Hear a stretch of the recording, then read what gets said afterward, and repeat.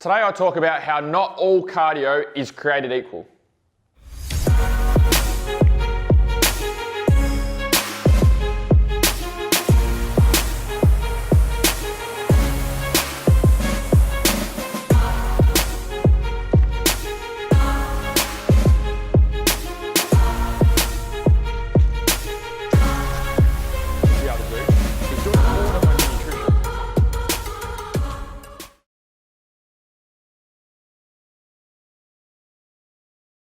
Hey guys, welcome to MotoFit TV, episode number 31.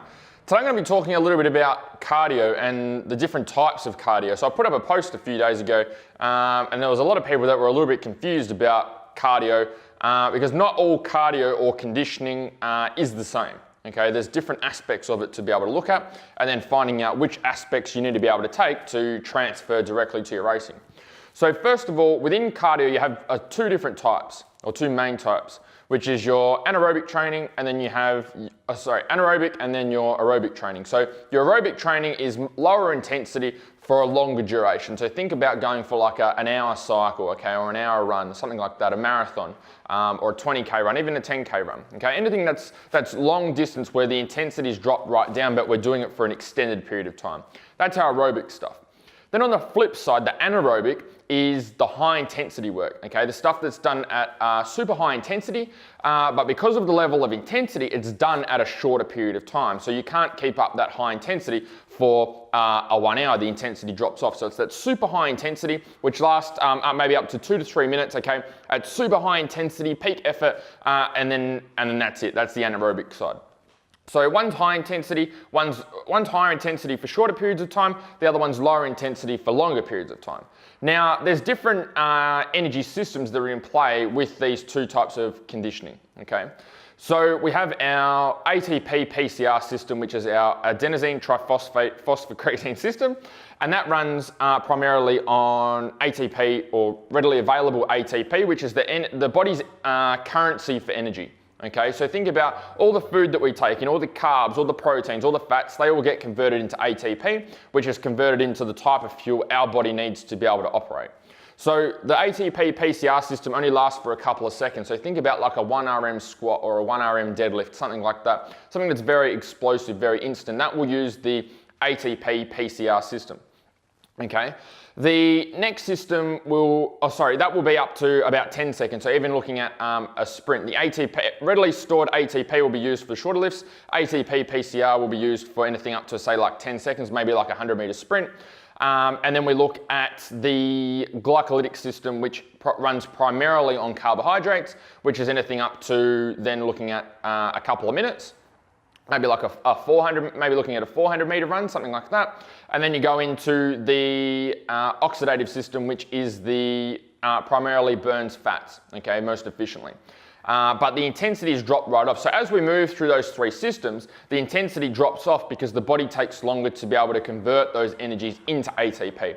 So in other words, readily available ATP is already there, ready to go. So that's very easy for the body to use. Then when it goes into the glycolytic system, where it primarily works on carbohydrates, those carbohydrates need to be broken down and turned into ATP, which takes a little bit of time. So your intensity starts to drop off a little bit when you go into that system. When we go from that, say, 10 second space to now a couple of minutes space. And then the intensity starts to drop off again when we go into the oxidative system, because that's now burning fat. So fats take the longest and take the most energy to be able to break down, which means that it takes a lot longer for them to be able to create that ATP for the body to be able to move for those extended periods of time. So that's why the intensity drops off. The intensity drops off because the body's not able to keep up with the level of conversion to ATP, which means that it starts to drop off. So there are a couple of things to note. So I know that's a lot of information there. So we've got our three main energy systems that we talked about in terms of food, and then we talked about our two conditioning systems. We talked about anaerobic and aerobic. Now, the ATP PCR system, so your ATP system, okay, and your glycolytic system, both contribute predominantly to the anaerobic type conditioning. Okay, so that's shorter, high intensity stuff. That's where the carbohydrates are working at their best, and that's why we use carbohydrate loading with all of our guys as well. Okay, now you've probably heard me talk about it on previous videos.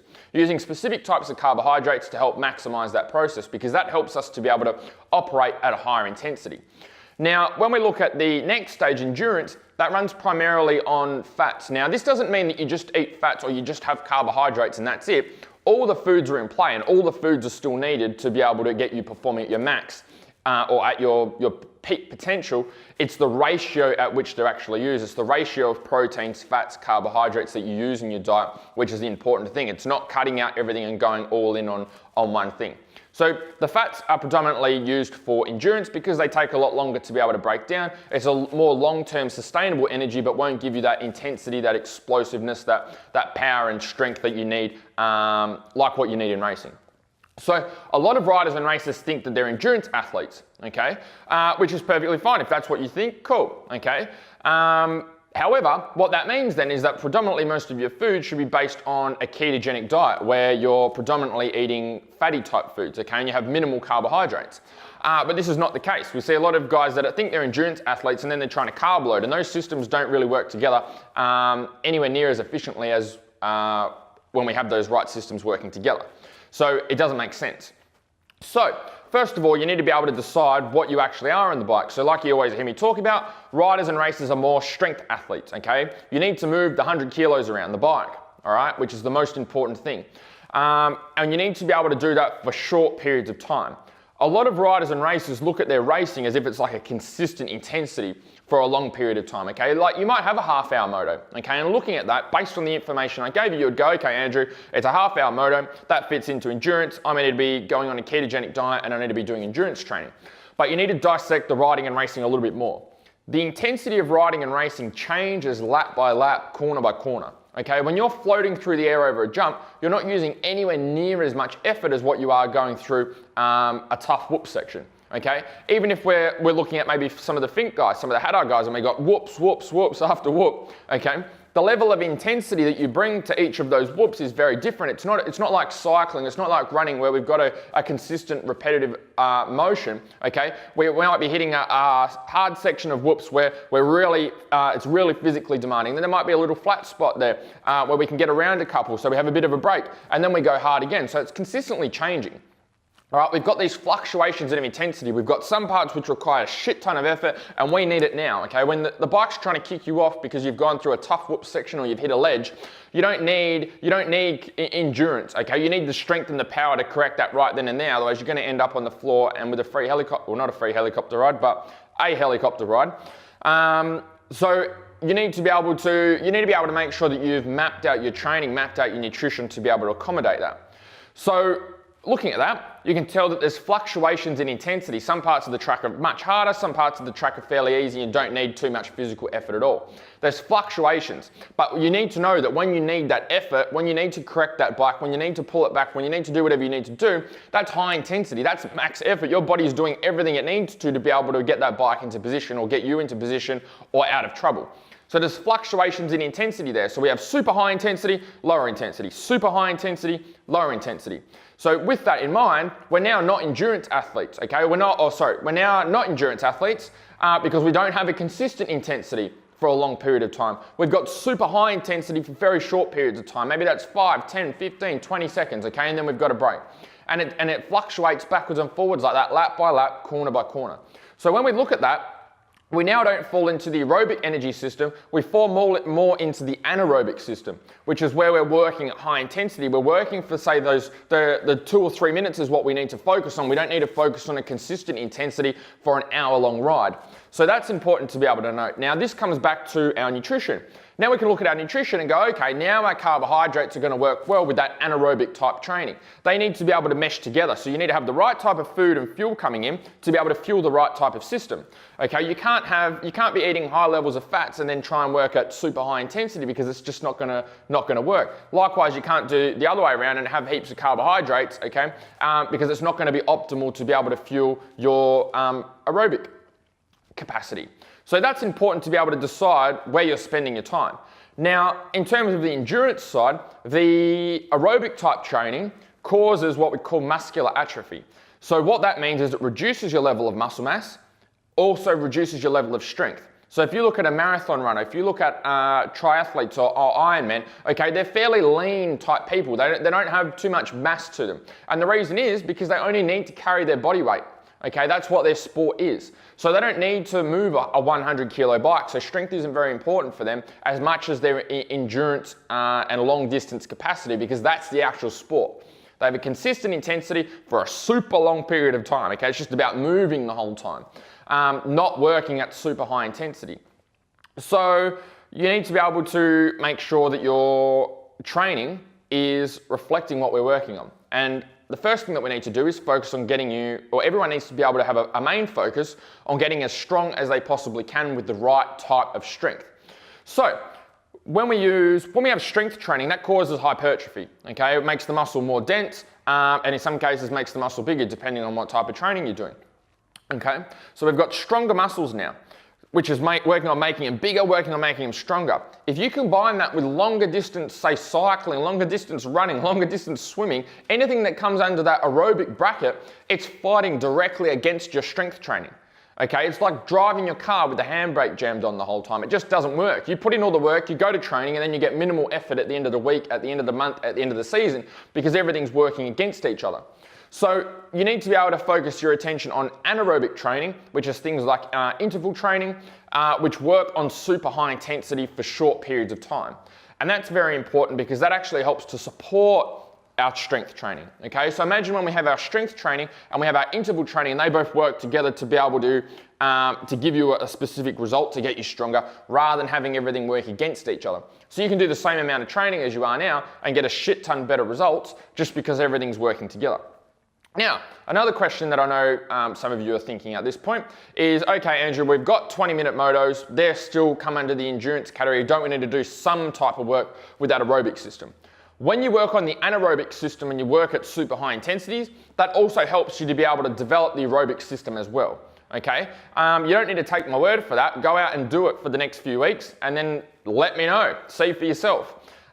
Focusing your attention on that aerobic training at a high intensity then allows you to be able to drop the intensity off and go for a longer period of time. So if we've got your body used to working at a super high intensity up here, okay, when we drop that in, and we can do that for a specific period of time, when we drop that intensity off, we can now do that for a longer period of time. So it helps to build our aerobic system as well. It doesn't need specific training for a rider and racer. If you look at, say, like a triathlete or an Ironman, the reason they do the longer distance training is because their body needs to be accustomed to the longer types of volume of running, of swimming, of kayaking, of whatever they're doing, because that's their actual sport. Your sport is not long distance running, long distance cycling, long distance swimming. Your sport is riding the bike. So in that case, your endurance or your training in the aerobic zone needs to be done on the bike. So that's when you get on the bike and you go and do a 20-minute moto, you do a half-hour moto. That's where you get that type of training in because it's specific to the bike. That's the skill. We don't need to use aerobic training to build your lung capacity, to build your cardio. We use the anaerobic training, which is the short, sharp, interval type training, which will help to be able to transfer over better to racing because it reflects the fluctuations in intensity, gets you working at a higher intensity exactly like what's happening on the bike, and then also works together with your strength training rather than working against everything else.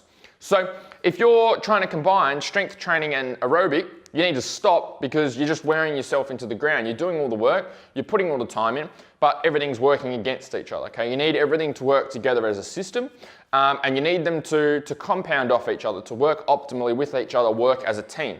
Whereas most people's training is all over the place and they've got bits and pieces of cycling and running and then trying to get strong as well, and it's all just one big shit fight. So make sure that you have everything systemized. Make sure you take note on how those energy systems work and how they work with the aerobic and anaerobic systems. Okay, and it's important to note as well, everything I've said here, I might have missed it a couple of times, but everything's with regards to ratios. So in terms of carbohydrates, if a system's predominantly working with carbohydrates, that's cool, but that doesn't mean just go and eat sweet potatoes for breakfast, lunch and dinner every day for the next 12 months. Okay, it's all about the ratio. It's more of a priority on specific type foods, less of a priority on other type foods that we don't need to maximize our energy. So that's a little, I know it was pretty deep or in depth maybe for some of you in terms of what we talked about today. they're the three energy systems. They're the two types of conditioning that your conditioning will fall into. You just need to make sure you've got the right type of fuel for the right type of system, and then you're training the right type of system correctly to actually replicate what's happening on the bike. Okay, it's all a system of systems. Everything needs to work together. So I hope you guys enjoyed today's episode. We'll see you next week for episode 32. See ya.